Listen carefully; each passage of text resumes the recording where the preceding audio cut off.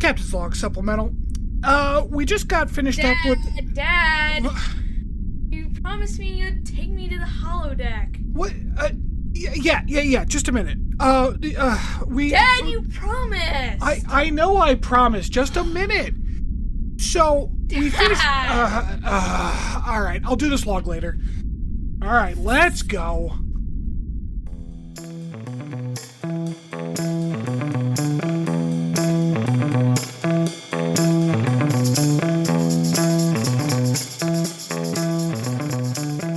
Welcome to Captain's Log Supplemental. I am Chris, and as always, am joined by friends and co-hosts Rob and Stanford.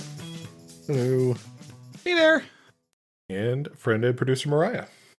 Hi there. For the uninitiated, Captain's Log Supplemental is a Star Trek rewatch podcast. We are cruising through all Star Trek in chronological order. How are we all doing today?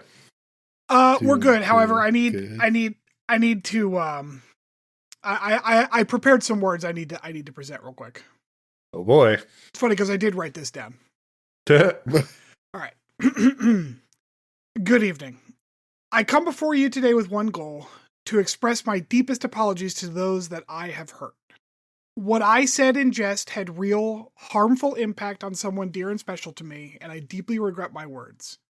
I had thought myself above such petty humor, but clearly I was blind by my own insensitivities and biases. And that is on me to fix. I have consulted with a professional and will be undergoing a therapeutic program which targets problematic and insensitive behavior. I will correct these issues in myself so that I become a better, more kind person. And to the victim, I just want to say, I'm very sorry, Oberon. You're a good boy. I love you very much. Thank you. Yeah, I was wondering where that was going. Do your siblings listen to the podcast? No, but apparently my dad was listening to it near my sister, and she was not pleased with the slander I pushed against poor Oberon. So I apologize. Oh man, yeah, I mean that's own your actions. Good job. So, Rob, how about you? I visited a fun store last week with Kelsey on her birthday weekend. It's like I don't even know how to explain it. They have so much stuff. Like a lot of it is old used books that they're reselling, but they also have like a whole bunch of merchandise from like pop culture series, like going back to the 30s. Like you could go and get like old copies of magazines, and they have auctions on the weekends. Like it's pretty crazy. But I did find something in their science fiction section that I think we're going to have to make use of at some point in the future. I found the official members-only edition Star Trek trivia book, released in 1980. 1980. Oh, boy. So you're talking Star Trek, TOS, TAS, and what, just the first movie then? Yeah, as far as I can tell, it's... Because Wrath the Con was 81. The original series? Oh, okay. Yeah. Yeah, this thing, it's by Rafe Needleman. I looked on Amazon. This is the only official Star Trek trivia book that I can tell, which is wild to me. Can you give us an example of a question out of there right now? Sure. Yeah. I'm just going to open up to a random page here. Watch him cough. These are not easy, by the way. The really funny part too is this was clearly a well-loved book because there's like a whole bunch of notes. Like somebody went through and wrote down notes and like put down answers to questions and stuff. See, I actually think more people should write in their books because that's fantastic. Yeah, absolutely. Yeah, write so your cool. books. Yeah. Oh, that's funny. I opened up to the exact same question that I opened up to when the owner of the store asked me to read one to him. Okay, who was the medicine chief before Kirk in This Side of Paradise? Like that is an example of quest. What is the Natira high priestess of? All right, well, yeah, so we're not going to be able to answer Queen of the Scalosians. We're not going to be able to answer these questions until we actually watch the goddamn show. Yeah. Oh, yeah, absolutely. We're going to have to reserve that one. This might be a good, like, end of the show kind of, like, wrap up potpourri. Yeah. Or we'll just quiz Dad with them and see what he knows. Oh, yeah. Oh, that would be fun. We should have him on. Yeah, it cost a whopping $6. $6, wow.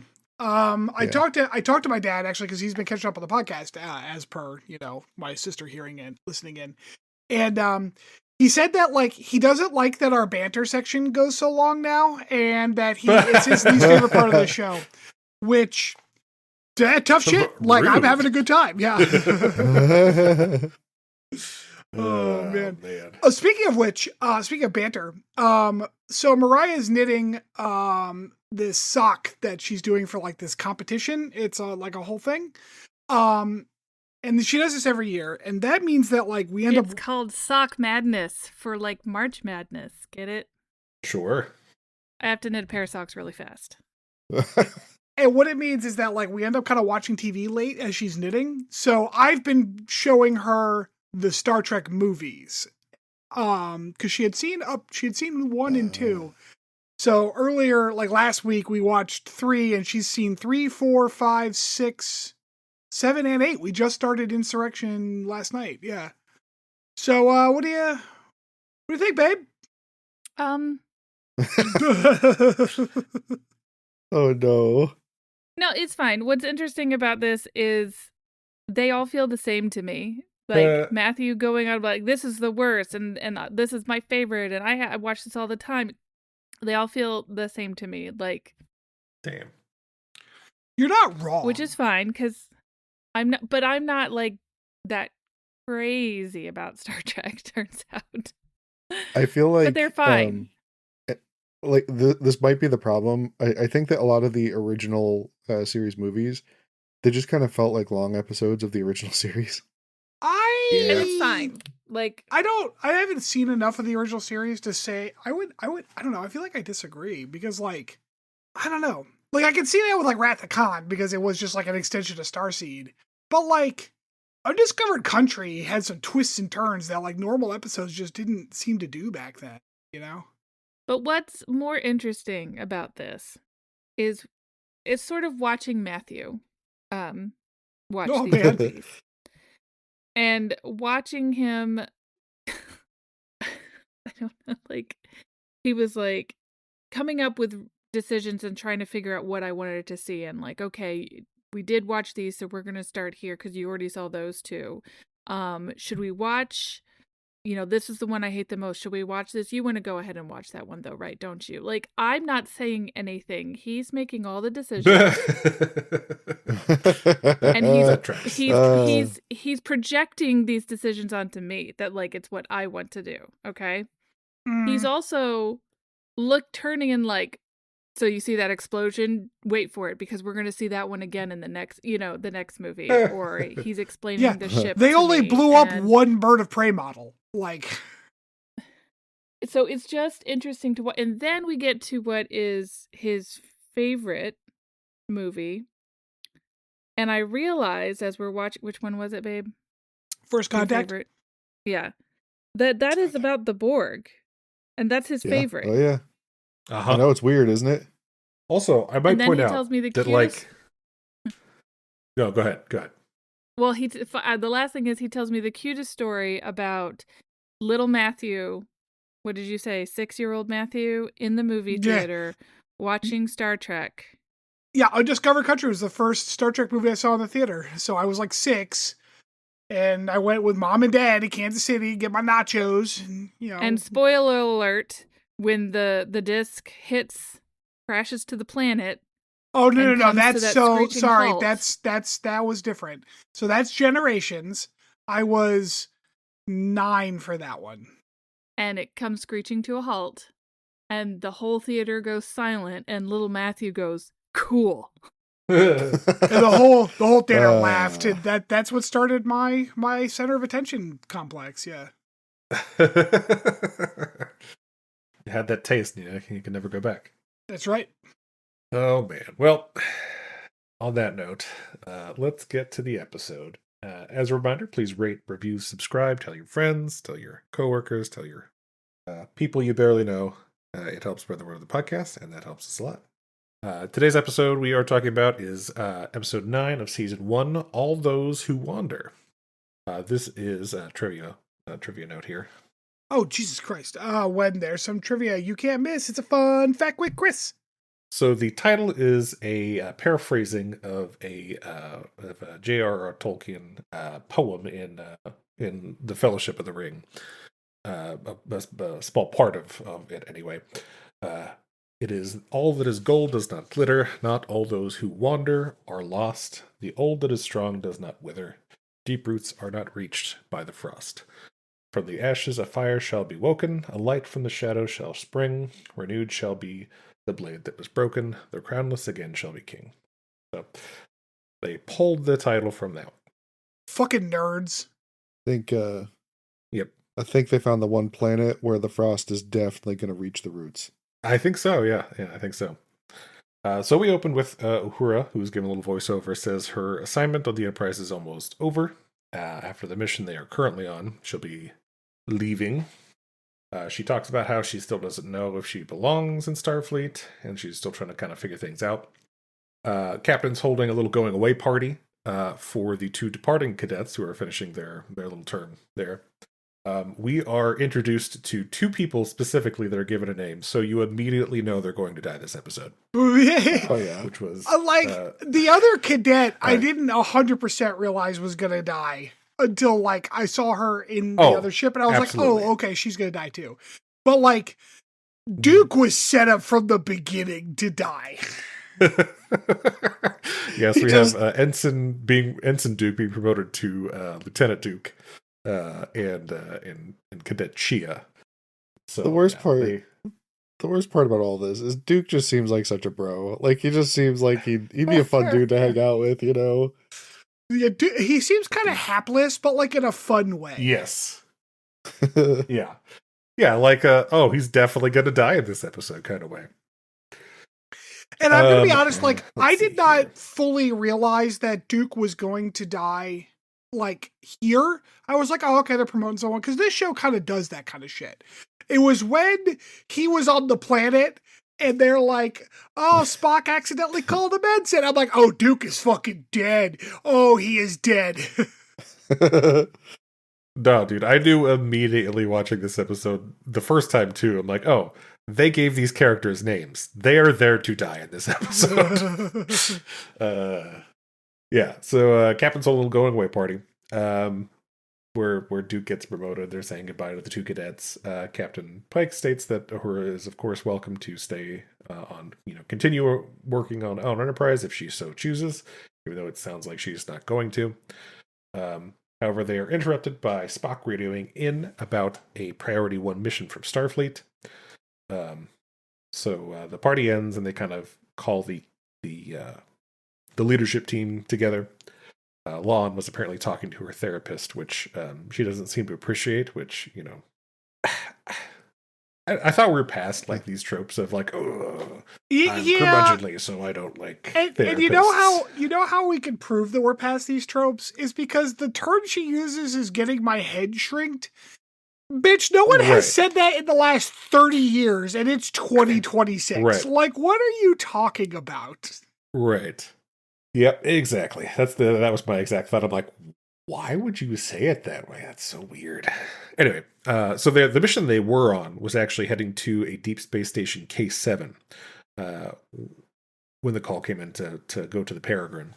But K7 is actually the setting of season 2's of the original series Trouble with Tribbles, and also Deep Space Nine season 5's Trial and Tribulations. Aw, that was a fun fact. Yeah, a little Easter egg there for you. So yes, the Priority 1 mission they got is to investigate the USS Peregrine because it sent a distress signal. There's also this little bit here where everybody's telling La'an to like sample this, sample that. Oh my god, and they say I'm annoyed at how much I enjoyed like the food banter. I was laughing my tits off. It was so good. It was fun. They did. I will point out. They said try the omelet, and she was clearly given a quiche. So, all right. It had a crust, sir. That is not an omelet. Maybe that crust was just burnt egg. Like, you don't know. Maybe it was like a puffy would it just be like a frittata at that point? Well, it was like a puffy omelet. It'd be funny if like Captain Pike just called it an omelet, and everyone's just playing along with him because they're like, "Don't insult him.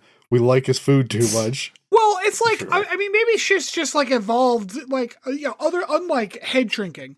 Like, maybe the term has just evolved because, like, if I say shepherd's pie to you, does it have to have lamb or fucking mutton in it? Like, no, it can have beef in it because that's how modern day shepherd's pie is, Even though technically it's a cottage pie. You're talking about different ingredients. You're talking about different ingredients, not whole different ways of cooking things. Come on. I mean, a quiche is basically an omelet with a crust. Like, it's not that different. A quiche is baked. You can bake omelets. Puffy omelets are baked as well. In a pan. No, I refuse. You were wrong. We're moving on. So the Peregrine apparently has made an emergency descent to a planet suspected to have crashed. This apparently is a Sombra class ship, which, little trivia note here, Sombra is Spanish or Portuguese for shadow or shade. Okay. Go ahead. I saw the ship on the planet, and my dork ass was like, is that a Constitution class? No, it looks a little different. But, so then I went and looked it up, and it turns out, like, the in-universe lore behind the Sombra is that they used pieces of, like, the Constitution class to make a new kind of ship. So actually, like, yeah. I think Mbenga states that it is a used for, Constitution class pieces. They don't specify exactly how it's different, other than it's fast. So yeah, I think it's a little smaller. No. It's like maybe. Voyager. They just tuck the nacelles in real close so that they can go real fast. Hey, apparently, warp works like speed skating. So the plan is they're going to, because they still have to get these necessary parts to station K7, or else that station is going to die, I guess. They're going to leave a landing party to investigate the Peregrine, drop off the stuff, and then swing back to pick them back up. Which I'm going to say that's a real bad plan. I guess I can see the plan being reasonable-ish, although I don't know why the captain was not staying with the ship. So the captain goes with the crew. Also, there's far too many unknowns for him to be like, oh, let's take the cadets for one last hurrah. Yeah, I guess taking the cadets to the mission where we're going to be out of contact with the Enterprise was a little much. Yeah, I agree. Like, right, we're going to be out of contact with the Enterprise. Duke, because he's going to die. But, you didn't have to take the cadets, yeah. Who wants to go trauma bonding? Yeah, because they took... who's on this away mission? We got Hemmer, we got Pike, we got Spock, we got Pornstash Kirk, we got Uhura... We got the two names, right? The choices here were interesting. Like Chapel makes sense. And Chapel and Mbenga, Mbenga, right? The medical staff, yeah. The medical staff, it's a crash ship. They're going to need medical attention. Hammer makes sense. Obviously they're trying to get this ship back functioning at least. After that, it's kind of like, what are we doing here? Yeah, we need the captain. We need Pornstash because he needs some screen time, and then we need Uhura. Isn't he some type of he's biology? Yeah, he's like a science officer. He's a science. Yeah. He's not even I don't even think he's chief science. I think he's just a random science officer. Because I think Spock is chief science officer. Yeah, no. Right? Yeah. Yeah, Spock is chief science. And apparently, if I remember correctly, they commented they might have had beef in the past. Because, I feel like they joked about Sam having to report to Spock at some point. I might just be making that up in my head. I don't remember that, but maybe. I remember Pornstash getting a little racist at one point. So they take two shuttles down to the planet. They have to land a little bit far away from the crash ship, a couple kilometers apparently, because of, I don't even remember the reason they said, but for some reason. There were instabilities in the ice or some bullshit, yeah. Right, yeah.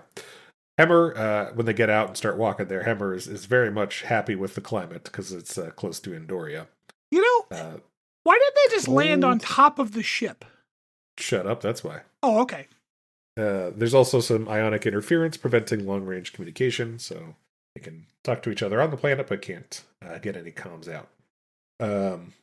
Here's where I have my note. I'm sure Duke and the other cadet will definitely live through this episode. At this point, Lon finds a severed arm just hanging out on a rock. My note here is think La'an could lend someone a hand. Yeah, bit of a bad start to the whole away mission. Let's say that out there. I mean, especially when you're cut off from the Enterprise. You know what is funny? Speaking of Duke, because like Spock calls him ensign, and then it's like, you owe him a drink. What does that sentence mean in a post-money society?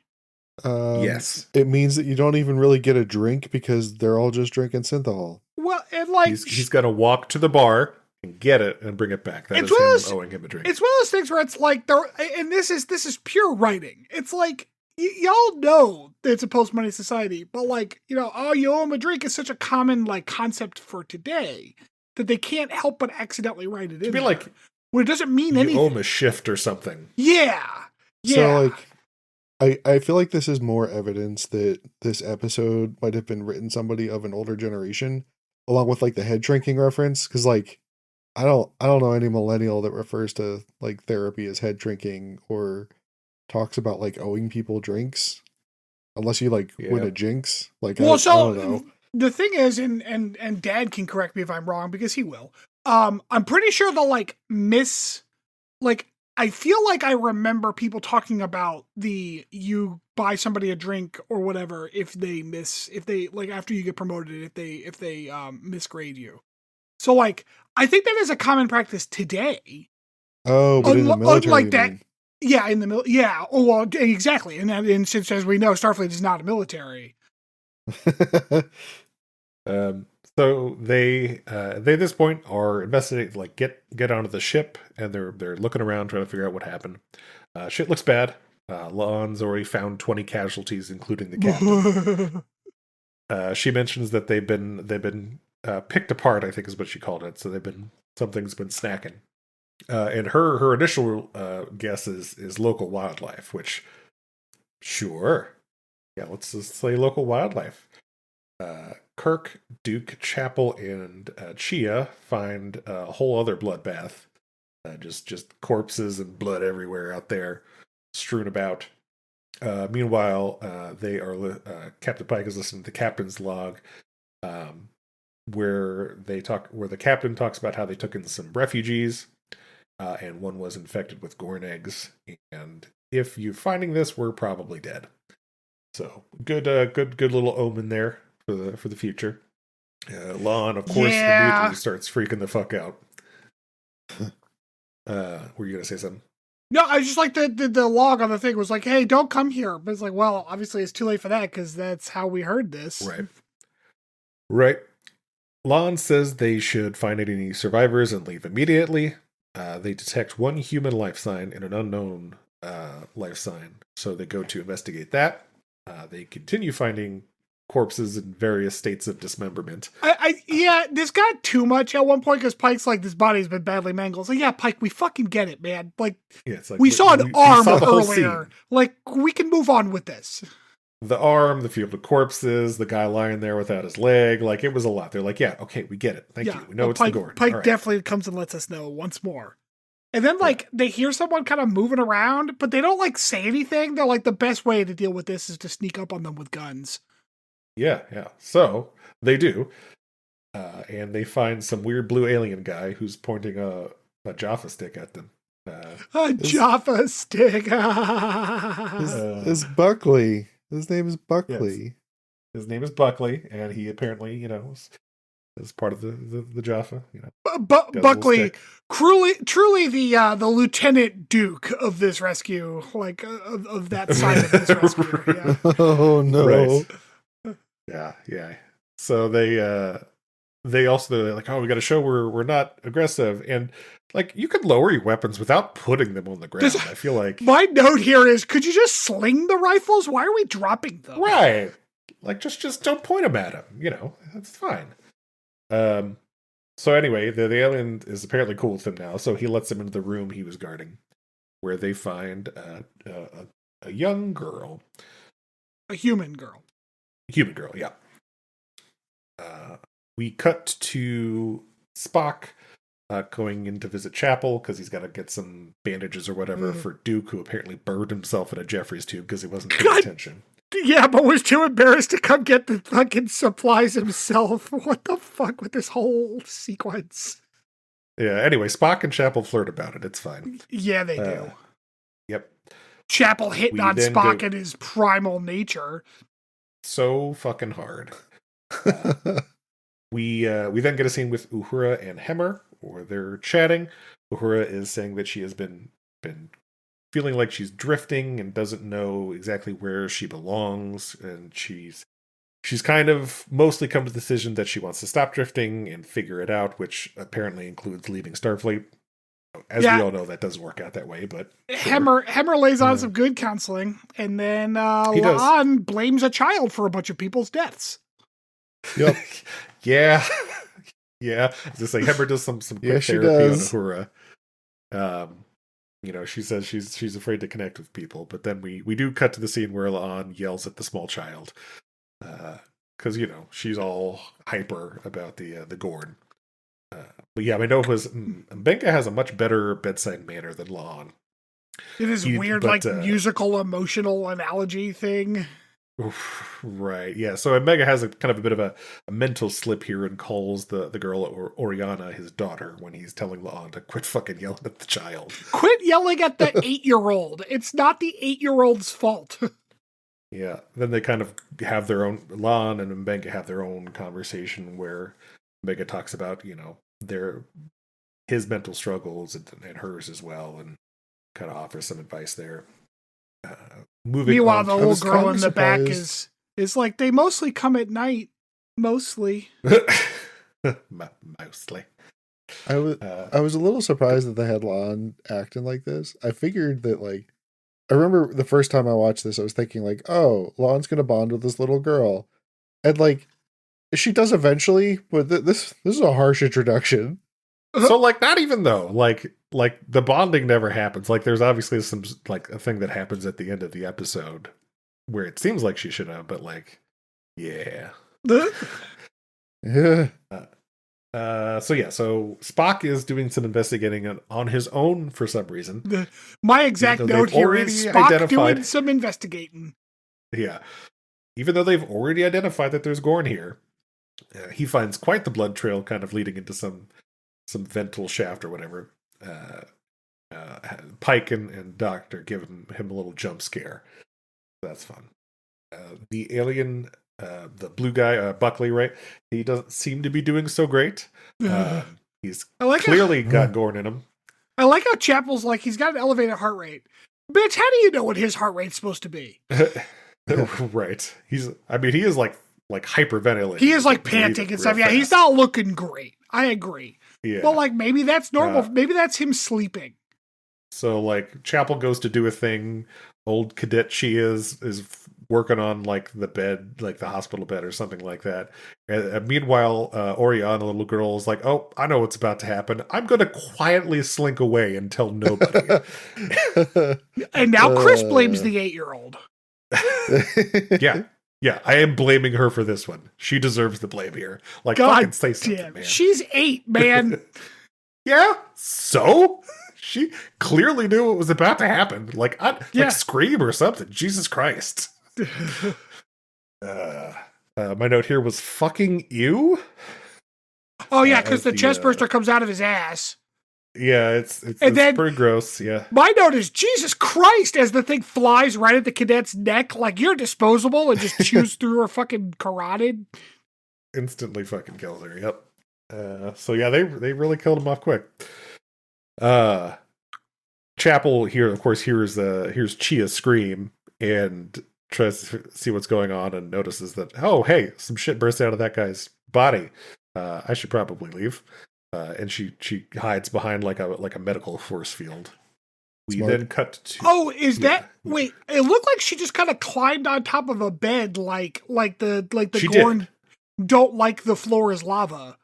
Yeah, I mean she did because like they were like crawling along the floor, but also she turned on like a force field too. Oh, okay. Yeah. I missed the force field part. Okay. And also, the Gorn apparently have blue screen of death vision. Yeah, they've got heat vision, I don't know if it's heat vision. It's just like everything's blue except for the people, except for the main characters. Pretty much, those are. feel like this might come back in the deep dive. It might. Oh shit. So yeah, I mean it was fucking ew. Oh look, predator vision. Chapel protects yourself with the force field. We then cut to Duke, who's has burned himself. He's trying to get medical care, and nope, he's dead. He immediately gets attacked by something, the Jeffries tube, and they kill those two right one after the other. Duke gets like attacked and then dragged off into the darkness. Because apparently those things grow up real fucking fast. Yeah, I was like, Jesus, those little things are strong. Because like Duke's got to be like 250, and these motherfuckers just dragging them off, and they're like 7 inches long. Right. Except they're bigger now. They grew real fucking quick. Excuse me. In the med bay, back in the med bay, Chapel kind of comes out of her force field when things have gotten a little bit more quiet, and she goes looking. She calls for Oriana. I thought at first she was like calling out to Chia, like using her first name or something. Otherwise, it's the little girl she's talking to. I'm like, man, she real dead. You don't need to call her name. Yeah. She does find, or she doesn't find Oriana initially, but Lon comes in, who's apparently been off doing something. And they go looking for Oriana and pretty much immediately find her. Lon gives her a little pep talk here to get her to go with them, because obviously she has her shared experience of dealing with the Gorn when she was a child. Don't worry. The show writers felt the need to remind us of that with a stupid and useless flashback. Yeah. they definitely do a little bit of the Enterprise, don't trust the audience stuff here. Back in engineering, Hemmer and Uhura get the power back onto the ship. You mean Team Hemura? Hemura, yeah. Team Hemura, yep. Meanwhile, old Sam Pornstash Kirk doesn't seem to be handling everything that well. He's kind of having a freak out moment. It came over, man. Hey, let me get there in the deep dive, goddammit. Where was I? Oh, yeah. So Pike radios across the ship to kind of warn everybody and to meet back up. Well, he could have been a little bit more specific here. Okay, I feel like that was my, because Pike's like, hey everybody, we need to meet up. There's been an emergency. Just watch your 6. Doesn't say anything about the like. For what? Hey everyone, now that I have your attention, there are a little Gord running around. Watch out and fucking shoot them. Like, yeah, that would have been handy. This is where Hemmer gets Pregger spit. Oh yeah, so Hemmer gets got by a Gorn Loogie, gets just right to the neck and face when he dives in front of Uhura to protect her from it, and they eventually get back to sickbay and kind of analyze the situation. Here's where Kirk has his real freak out. He was kind of building up to it, and he has his real freak out here. He's like punching stuff, and right before that, Spock was explaining the whole, like, they spit, like this acidic shit, no doubt intended to blind enemies, and Hemmer goes, I guess I wasn't the best target, which is a fucking funny that was pretty fucking funny. That's fucking funny, Hemmer. Good joke, Hemmer, yeah. So they're kind of analyzing the situation, trying to figure out what they need to do, and they come up with a plan where they're going to force them into places where they can use the ship's environmental systems to force them into the cold, to either, disable them or kill them or whatever. So they have control of the environmental systems now, right? Yes. Why don't they just like huddle up in a room and just fucking atmo the rest of the ship? Shut up. That's why. Oh, okay. Yeah, we need to have our horror flick. Okay, we need to get a good setting up montage. Yeah, we do get a little setup montage here. Oh, but not before we go. Pike goes to the bridge and uses his command code 246810, which that's very Pike of him. Yeah, I don't hate it. Yeah. Then we get their little setup montage for their ambush thing they're setting up, and we go back to Predator Vision for the Gorn. We're kind of watching things happen. Oh, you're not gonna. Oh, sorry. You gonna do Uhura's quote here? Oh no, what was the quote? I missed the quote. She, like, right at the end of the montage, she goes, "Game on," which I assume was supposed to be a reference to the game over thing. it just was very stupid. Like it didn't, Yeah. it wasn't, it was clearly DVR'd or whatever. And like, it just wasn't, it didn't flow at all with the scene. Like it was just terrible. It was a terrible line. I apparently missed that. So I guess I'm better for it. So yeah, Uhura is acting as the bait initially, and she gets a Gorn to chase after her. Baby Gorns, kind of cute. They're pretty adorbs. She gets them to run into to their trap where they kind of gas it with, I don't know, liquid nitrogen or something, but it something cold, it kills that one. We then move on to Spock, who's trying to draw out another one, and it's not like going after him, so he gets, mad. Yeah, he becomes yelly Spock, yeah. Yes. I like how he becomes, he used some sort of like Vulcan ritual, I think. Because he like said a little Vulcan prayer thing, and then he just there's always loses a ritual. It. Yeah. I think he was deactivating. Yeah, he was deactivating his logic brain. Yeah. And so yeah, Spock goes berserker mode and chases after it to get it to go after him. And a second one tries to kind of sneak up on him, but Kirk saves him, pulls him into a door, and those two Gorn fight, and supposedly one kills the other. We don't see that part, but with one remaining, La'an tries to lure it out. She hides. She gets it to chase her, and then hides in a box while they blast it with cold stuff. Yeah, Hemmer rigged a little Gorn sickle, a can of air upside down, so I could like spray it. Yep, turn him into a little Gorn sickle, which she proceeds to bash the shit out of with a pipe. I mean, you gotta double tap. So, anyways, Hemmer's looking rough. Yeah, Hemmer isn't having a good time. He's also in that area. He was hiding in another box. If only we could, like, I don't know. He's not doing so hot. Put him in into stasis with a transporter buffer or something. Yeah, one that was recently freed up. Hey, shut up. Shut up about that. Shut up. Shut your mouth. So yeah, he's not doing so hot. It turns out that the Gorn Loogie also delivers eggs as well as acid. So he's Gorn pregnant. He's got the strength for one last speech. Yeah, it's a good long one too. He's like, I'm gonna take a walk outside. And I think this scene was actually pretty good. I think it was fine. It was well acted and everything. Because he stays dead, it's fine. Yeah, that's fair. If he had come back, I'd have been fucking annoyed with it. So he slowly walks his way out of I guess this is like a shuttle bay or something. Yeah. And does a little backward swan dive before the Gorn can hatch out of him. And it was a pretty good fall because it's like hanging off this cliff. It's obviously a reference to Aliens 3. Hey, god damn it! Let me do my fucking deep dive. Dickheads. Fuck. Rip Hemmer. So my next question here was, how the fuck did they get that ship up? Because it was clearly all sorts of jets. I also had that question. Like, my exact note is they got that busted ass ship into space because it's still busted. Like one of the fucking nacelles is all like janky. I don't know if they just like tractor beamed it up. Like I don't know how they got that motherfucker up there. I imagine they would have had to. Yeah, so they're having a little funeral for Hemmer, where Ortegas calls him a blue meanie. Which did you get that reference? No. That's a Beatles reference to Yellow Submarine. Oh. No, I don't do that kind of nerd shit. While we're talking on a Star Trek podcast, he says this. Uhura reflects on Hemmer and says some nice words about him and how he was there to fix broken things, obviously implying that she was one of those broken things. So that was nice. Spock then leaves and gets a bit wall punchy. Yeah, angry Spock is angry. And tells Chapel he can't control his emotions since he opened the can of beans. So now it's all the beans are everywhere.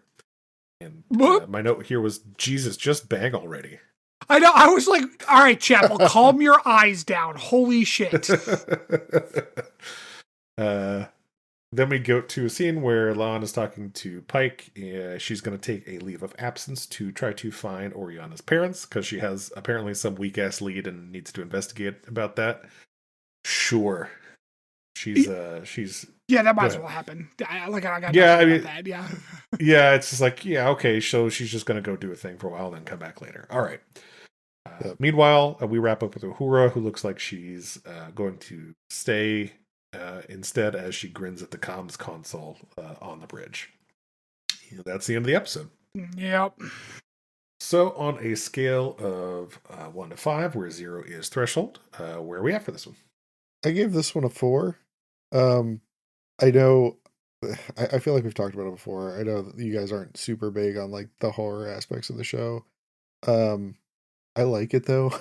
I like the rework of the Gorn. I like that they're scary.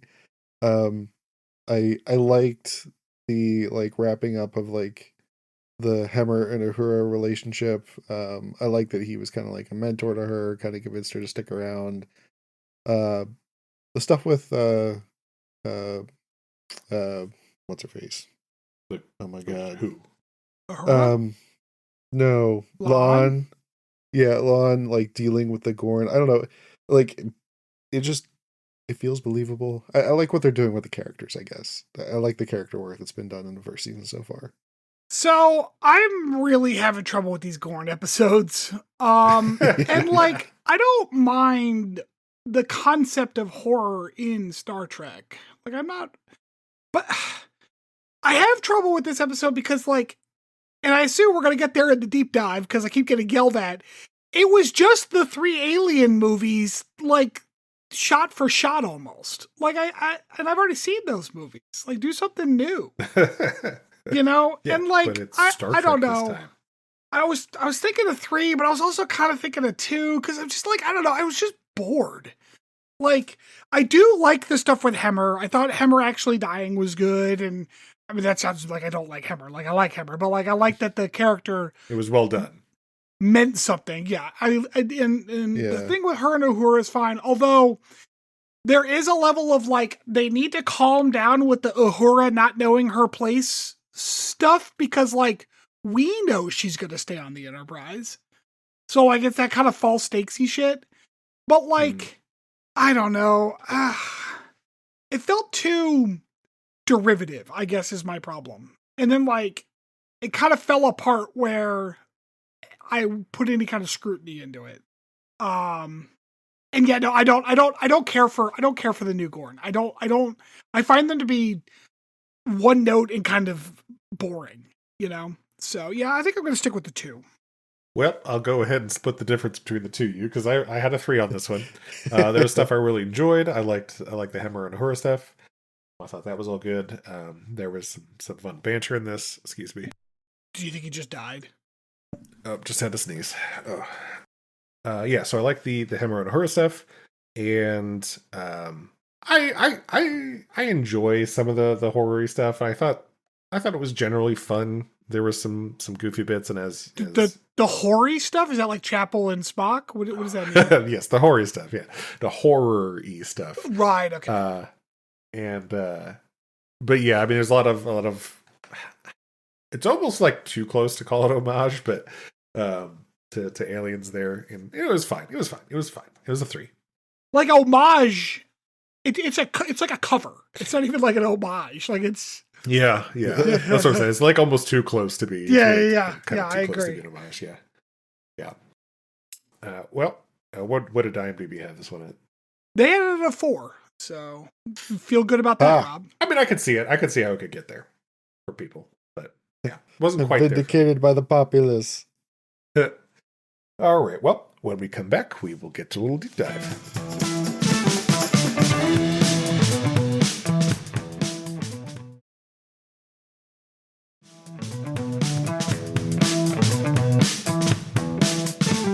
Welcome back, everybody. All right, so as we kind of alluded to throughout this episode, this deep dive is on the parallels between this episode and the various Alien/Predator movies. There was obviously No. a lot of as almost shot for shot things. Also some nods, and it was just like they took a bunch of pieces from those movies and put it in Star Trek. And So I want to go over Star some Trek of them. uniforms, yeah. Yeah. And I want to go over some of them and kind of go over the various parallels here. So the first one is, a team goes to investigate a structure and what happened to its inhabitants and are met by and find aliens there. So in the first Alien movie, a commercial starship crew who investigate a derelict space vessel are hunted by, well, of course, the aliens, the xenomorphs there.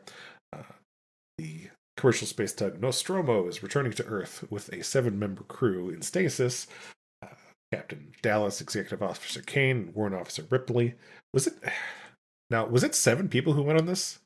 Yeah, there's this expedition. I'm trying to. Yeah. Oh, you mean the Star Trek episode? The Star Trek episode. I'm trying. I didn't see, make 2 that medics, parallel, but I'm wondering. A captain, the 2 disposables, Spock, Uhura, Hemmer, 8. Ooh, 9. 1 more. Okay. 9. Okay. So it wasn't 7. Okay. I'm like, did they do that too? Jeez. Yeah. So the crew there, the ship's computer detects a transmission from a nearby planetoid and wakes the crew. Following company policy, they go to investigate transmissions indicating intelligent life. Which, in this case, for the Star Trek one, they picked up the distress signal. But when they leave their payload in orbit and land on the surface, but the ship's damaged there, they discover there that the transmission came from a derelict alien vessel, and inside is a giant fossilized alien corpse with a hole in its torso. Which, I mean, it's a little parallel there between them and old Buckley there. He had a little Poor Buckley. Poor Buckley. Meanwhile, the ship's computer partially deciphers the transmission, which Ripley determines is a warning beacon and not an SOS as first thought, which I think was kind of tied into the captain's log, where she's basically ended up being a warning saying, shit's fucked, you probably shouldn't have come here. So, real quick about that. Yeah. Where were the other Gorn? So they do note that, where the former crew led them out, tricked them, as she said, because the little girl said the crew tricked them out into the cold, where I guess they died. Yeah. But not before viciously massacring the entire crew that let them out there. Okay. So the next one I have is they find a girl, which is very like. So have you guys? Are you familiar with the last girl trope from horror movies? Oh yeah, there's a whole board game about it. Oh, I didn't know Final that. That's Girl. funny. Yeah, it's called Final Girl. They put out Final Girl. New Final Girl. New, yeah. It's real good. It's fun. Does Newt? I don't think Newt counts though. Why not? Because I would say Ripley would be.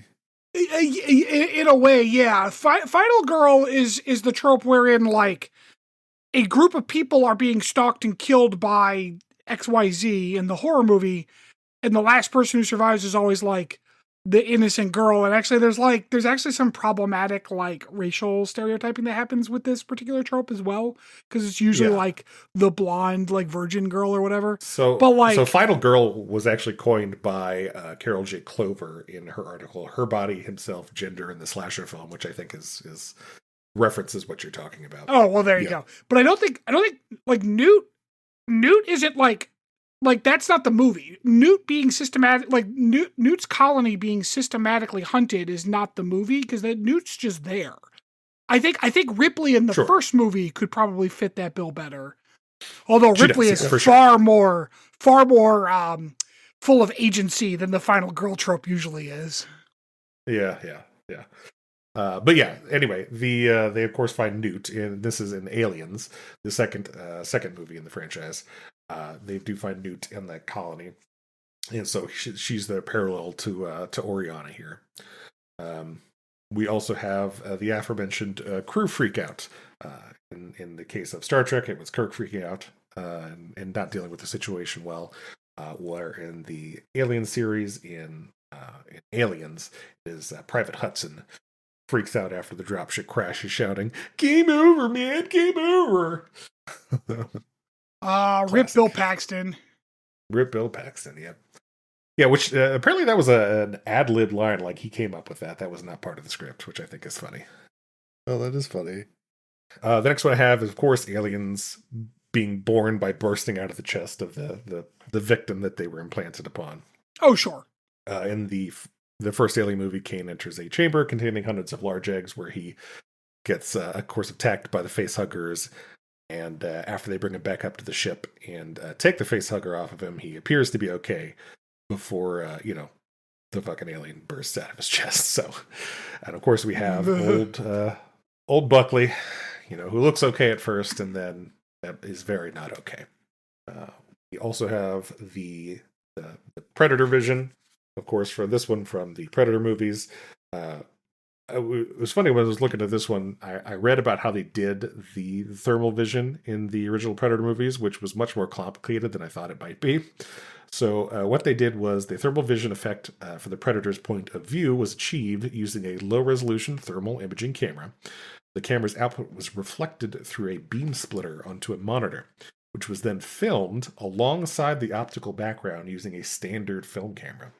Because high temperatures reduced the visibility of human figures on this thermal imaging camera, portions of the jungle were apparently cooled with ice water to maintain the contrast.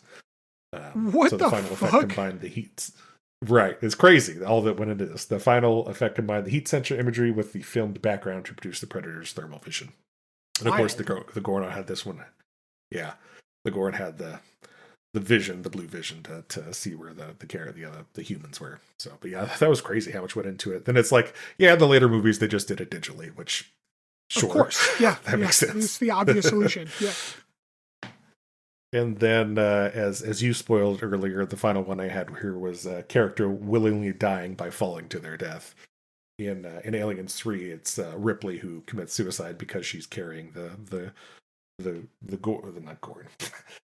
alien embryos. She falls backward into a massive molten furnace to prevent the corporation from obtaining the queen embryos gestating inside her. Of course, in this episode, Hemmer falls backwards off of Peregrine to his death before the Gorn hatch. Was there any other ones in there you noticed off the top of your head? Those are the ones I had. Well, like I said, Uhura did say "Game On," and I'm pretty sure that's a direct reference. Yeah, probably.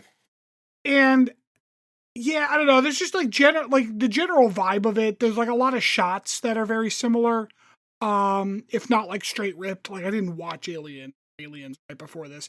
Alien is one of my very favorite movies. I fucking love that movie.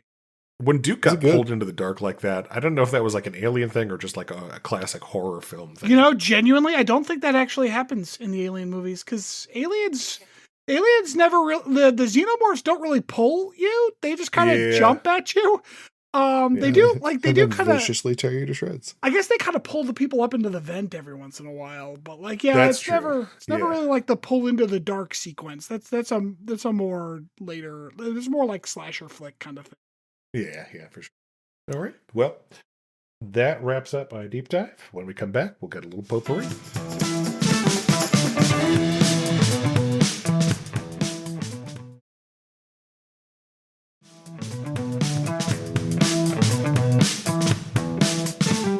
Welcome back, everybody. For potpourri this week, I don't know how many of you are familiar. Like, sorry, Rob, obviously, for what? For potpourri. That was very Delco. Good tell you. Potpourri. Potpourri. I'm not even from Delco. I don't know why you guys keep picking up on that. You're inheriting it from Kelsey. You know what? Who's also not from Delco. Yeah. It's that SEPA accent, baby. Yeah.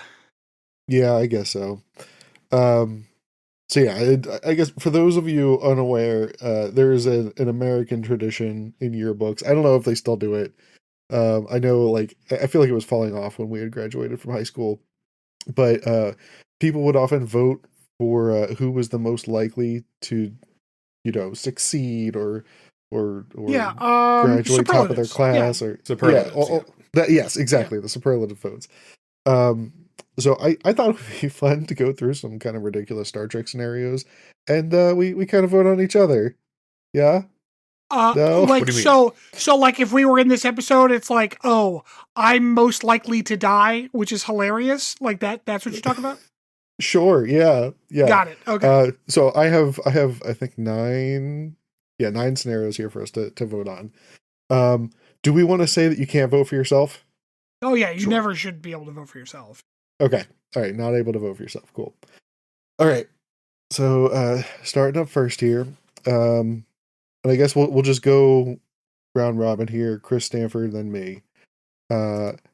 Chris, who would you vote most likely to cause a temporal paradox?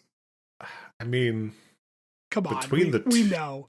We know. the two of you, it's definitely Stanford. Oh, 100%. Man, I'm gonna be fucking my ancestors so hard. Like, like legitimately, or I don't know. I'm killing Hitler instantly. Like, we're fucking with that timeline. oh, it's so funny. It's so funny. You were going back to Oh the movie yeah, theater. going back to a movie theater Our in New one Jersey regret. where I missed saying a joke that would have made my dad laugh so hard we would have been kicked out. So you Okay. it was, I saw a thing the other day where it was like a skit where they were talking about, it was like a time traveler. He like arrives back in the present and it's like, I did it. I finally killed, and it says some random German name and it's not Hitler. Oh yeah. Oh, I saw that. I've seen that joke before. Yeah. Oh yeah, okay. And it's like, hey, he killed 10,000 people. It's like, who is that? It's I hate to tell you this, but Yeah. There was someone worse that filled the void.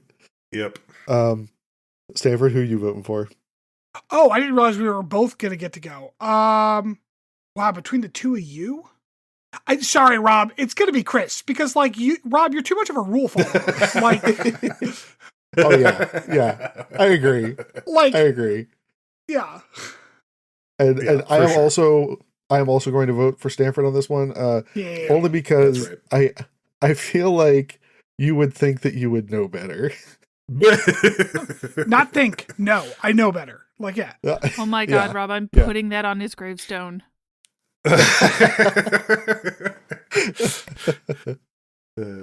All right, next up. Most likely to be assimilated, saved, and still complain about it. Ooh. Oh man. Do I get to go Okay. first this time? How does this work? Yeah, who's starting this time? Sure, yeah, you can go first this time. Okay, so you're saying you're saying like a Picard, like was assimilated, Yeah. then got saved, then complained about it. Yeah, exactly. Boy. So I'm gonna vote Rob, and not because I think really either of you are very complainy people, Right. but like Rob, you would have some kind of cascaded health situation from that, and then complain about that. Yeah. It's like my That is- apnea that got is so very much true. worse after I was part of the Borg collective. Yeah. Turns out having a he'll tube talk shoved about down your throat for a how- couple of months. Yeah, he'll talk about how much better his apnea was when he was a Borg. Like, Yeah. it was almost worth it. I'm just going to sleep standing up forever from now on. Rob's like, do you know how many IT tickets there were when I was a Borg? Fucking none, because everyone knew how to fix shit. Yeah. Yeah, Chris, that's who are a you tough voting? one. I think I'll also go with you, Rob. Just because, I don't know, in my experience, like Stanford, you tend to take things in stride more. Not like That's that ironic. you don't, Rob. But like health stuff. I mean, it's just kind of like you're always kind of like, that is what it is. So Yeah, Yeah. I don't disagree. See, I was actually going to vote for Stanford only because he really fucking hates the Borg.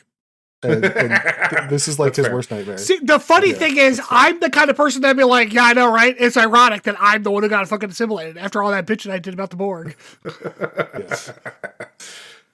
All right, next up. Who is most likely to get lost in a holodeck program? Am I starting this time? Yeah, you start this time. God damn.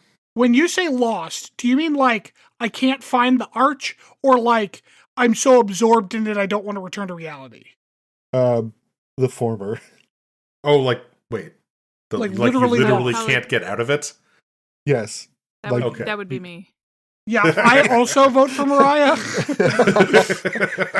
Oh man, Just Brian, saying. do you want to join in on these? No, I'm good, but I have poor sense of direction. It's like famously bad. Oh, man.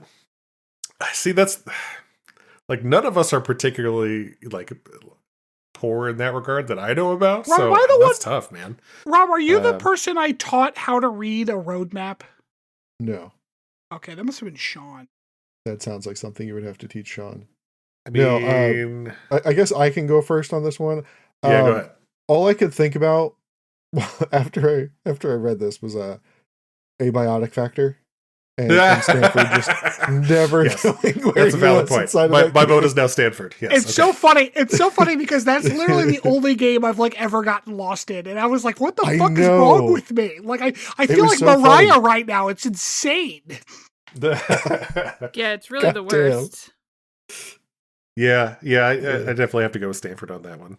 Plus, like Rob always like, I don't know, like even going back to like playing EverQuest with him, he like knew all of the paths for everything and the little shortcuts and shit. Yeah, So. me too. That's why abiotic factor was such a fucking anomaly. Like the best part about it too was it. You're right. Like it was an anomaly. But like I feel like that made it funnier in a way. Yeah, because you was just very got so frustrating. fed up with not knowing where I everything was so frustrated. Every time I'm like, how did I end up at the wild pens again? Like, I got lost in Stardew. it's man. Yeah. it's a 2-dimensional game, honey. You lost an entire dimension and you still got lost? I can't find that fucking bear down there to save my life. The one that you have to give food to or to get to the sewer. I just can't. I thought it was like a fat raccoon. Oh, maybe. I mean, honestly, those are synonyms. Fat raccoon and bear, sure. So are you voting Mariah then, Stanford? Is that No, your official 100%. answer? Yeah. Okay, yeah. All right, who would be most likely to violate the Prime Directive by accident? God damn, and I can't vote for myself. Oh, wait, by accident? Oh, By accident. I know, like I thought about that too. I was like, oh, it's probably Stanford. And I was like, no, he would do it on purpose. 100%. Like 100% of the time. I'm going to be honest, Rob. I think it might be you. That's the kind of That's fair. accidental, like almost sitcom-esque material that happens to you as a person. Yeah. I mean, it was like when we were playing Stellaris and I accidentally caused a robot revolution. Yeah, see, exactly. Like, see. So Rob is always in the comedy episode. Yeah. Rob Comedic is like Lieutenant Duke, but doesn't die. I would agree that it's Rob as well, because Stanford would, as you said, just do it on purpose. So Fuck yeah, fuck that thing. Yeah. There were no accidents. I was going to vote for Chris only because of it's definitely not Stanford. All right. Most likely to befriend a Klingon. Ooh. Who's going first? You are, I believe. Am I? Okay. Oh, between the two of you, that seems like a lot of energy for Rob, so I'm going to go with Stanford. Like, I don't see how that relationship would go anywhere. Like, the Klingon would always win. And this is where I'm trying to think, like, is the sitcom thing going to overrule any kind of common sense? Because it would be funny. Right. But, yeah, no, I think Chris, because I think Chris can hold his beer better.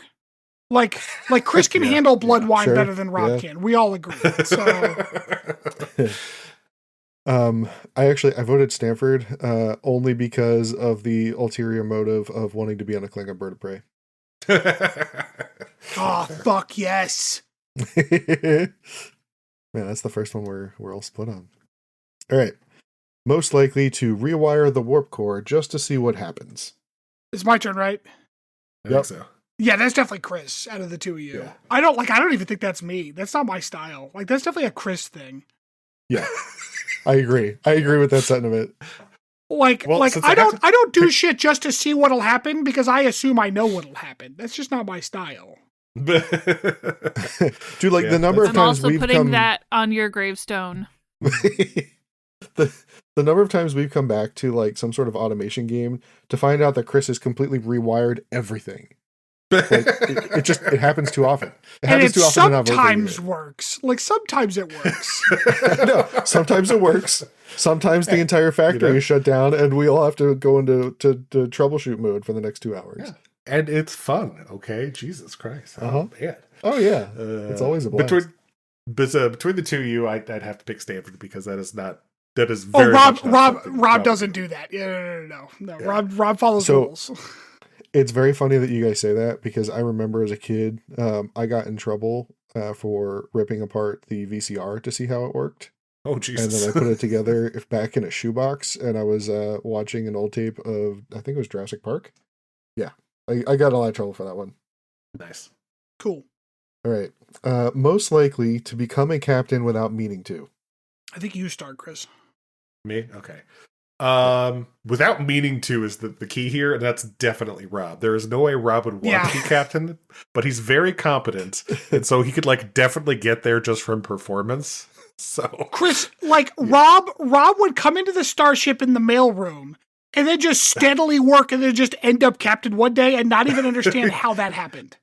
Because that's what's happened in his current job. His current job is like this. The comedic episodes of Star Trek. Rob could be CIO of that hospital tomorrow, and I would not be surprised. Yeah. He's the definitely by the not on purpose. Yeah. I voted for Chris, FYI. That's fair. Yeah, only because I feel like Stanford would shoot for that. Whereas 100%. The only way, but I will say, the only way Chris would become captain unintentionally is if there was a massive accident and the top 6 people were all killed and he's just next in line. Yeah, that's fair. That's fair. Yeah, I would definitely not do it on purpose, but I think that's All right. Most likely to be a secret mirror universe doppelganger. Man. I don't know, Rob. You're the only one that sports constant facial hair. So I think trained by my goatee. I think I gotta go with you, man. Oh man. Yeah, that does throw things off. Yeah.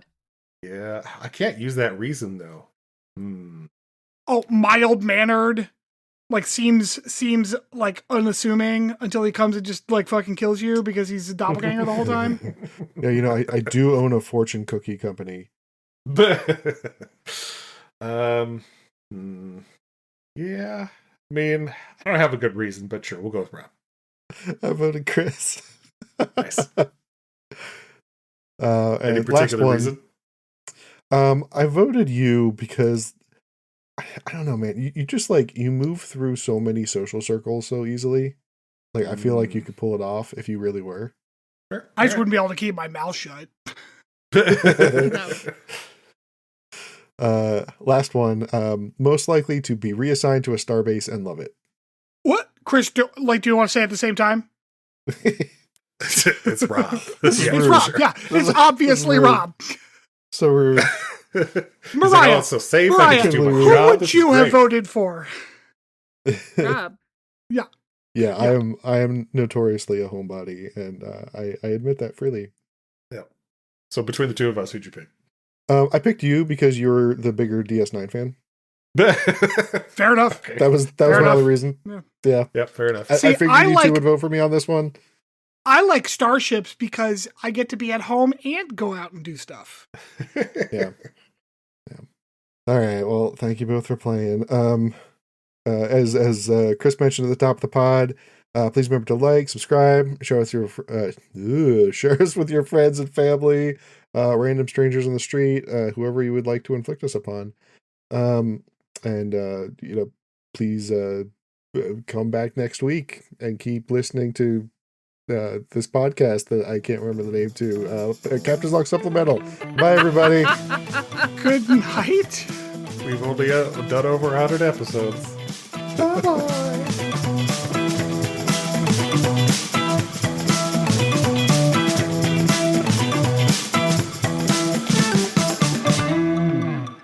Thanks for listening to Captain's Log Supplemental. You can follow us on Twitter at PodCLS or send us hate mail at podcls3@gmail.com.